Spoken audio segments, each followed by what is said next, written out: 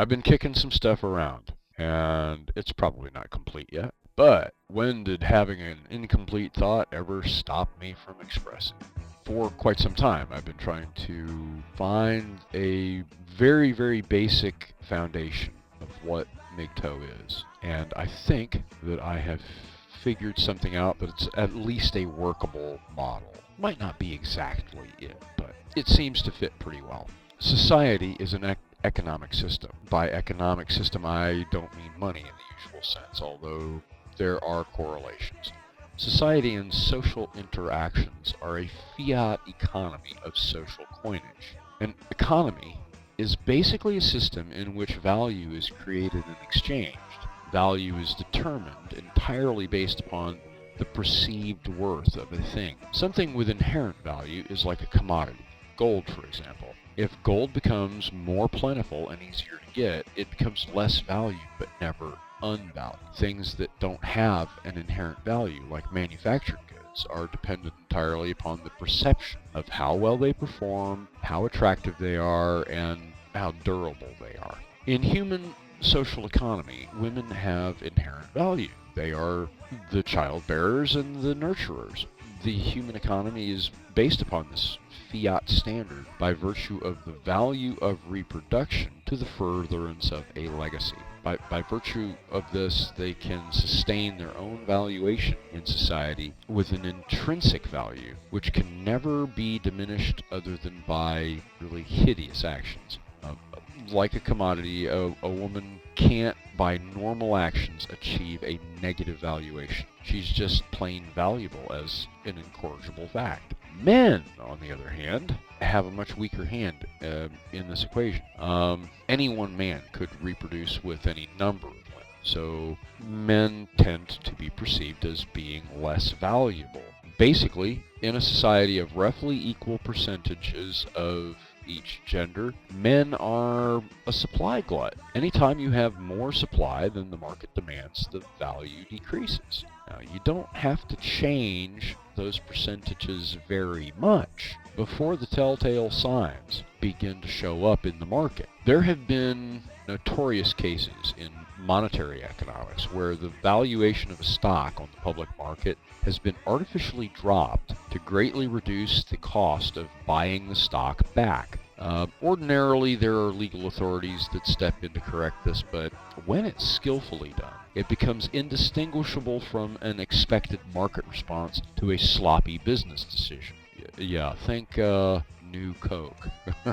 The company issuing the stock buys the undervalued stock back and then repairs whatever caused the stock to drop in the first place. The market says, well, good to see they returned to their senses, and the market carries on buying their stuff. So what does this have to do with MGTOW? I suspect just about everything. In the Victorian model of traditional marriage, a woman is expected to catch a man who has a good prospect of supporting her and providing for her. Since the end of World War II, this has become less and less viable. Women have, over time, become dissatisfied with this paradigm, and rightly so.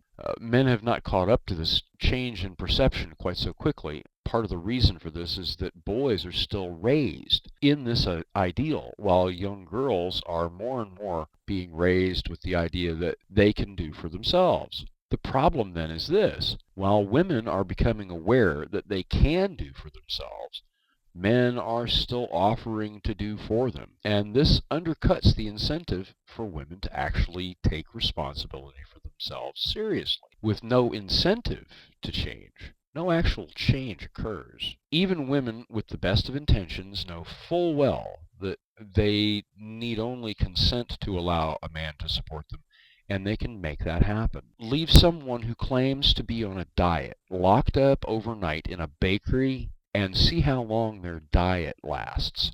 It's human nature that an eclair or two will go missing during the night. So what happens when you have a product on the shelves that requires for its manufacture a commodity, say gold for example? Say that this product was so common that it was in a majority or even a large minority of households, and then you stopped making the product. Say you stopped making this product in an environment where nobody else was going to be able to reproduce it. A couple of things might happen. First, the value of that item will increase as competition for it increases. And second, the value of the commodity will drop as it becomes less utilized in the manufacture of that item. Men derive their value from their utility in supporting and providing for women. Men are, in that sense, a manufactured product. Take a young boy and teach him that this is his role in life, and he will carry out that role as a duty. He will become manufactured into the man who is obligated by this social expectation to do so. In an environment of artificially created scarcity, men who remain on the market become more valued. Buyers will trample each other in the attempt to acquire that product. Any of you that remember the Cabbage Patch riots can probably see what I'm talking about. Now take away that obligation and you just have a man, a product for which there is no market because he has taken himself out of the market. He has withheld himself from trade to establish his value.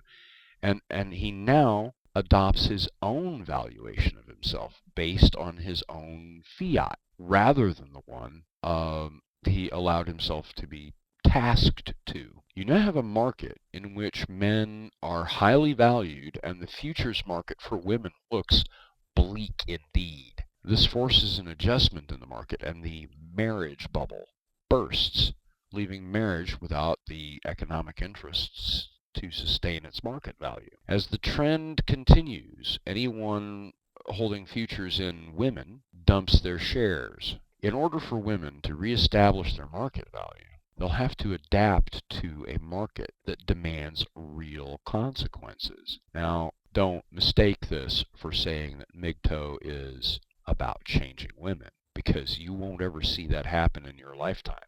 Don't expect to see the change for generations. It's taken us hundreds of years to get to this fucked up situation where we are, and so long as the tradition of supporting women lingers in living memory, women will revert to this objective if the market reopens. Eventually, women will find reasons to change themselves. In the meantime, men can only change themselves.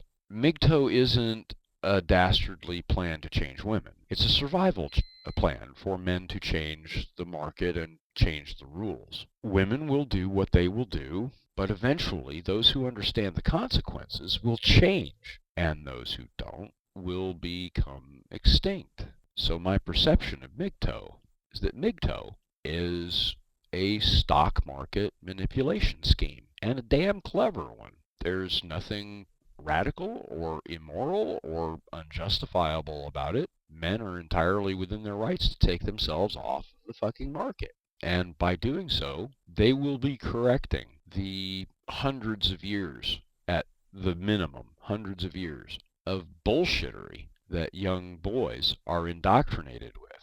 Young boys will eventually be taught that they have a value too. And eventually, young boys and young girls will appreciate each other as equals in a real sense, rather than as their current screwed up gender roles. Because this really damages both genders. This isn't just men that are being damaged by this. Women are being screwed by this too. Now, I think that men are getting the short end of the stick here, but at the same time, sooner or later, the market is going to have to correct. And when the market does correct, and MGTOW could make that happen, women are just going to take a beating on the market. We're seeing this right now in Japan. They've been suddenly faced with having to reassess their value on the market, and it can't be pleasant for them. They're going to be thrust into a work environment in order to support themselves that they're not prepared for. Men have been prepared for this over centuries, and now women are going to have to catch up, and that's going to be brutal, and they're going to have to do it anyway, and they're going to have to start understanding that there are consequences to fucking things up for men. Men can just basically go on strike and stay on strike. And so long as the men stay on strike, the women are going to have a hard time. They're going to have a really damn hard time. we have to stop giving our stock value away, because that's what we're doing. We're basically selling ourselves short, quite literally.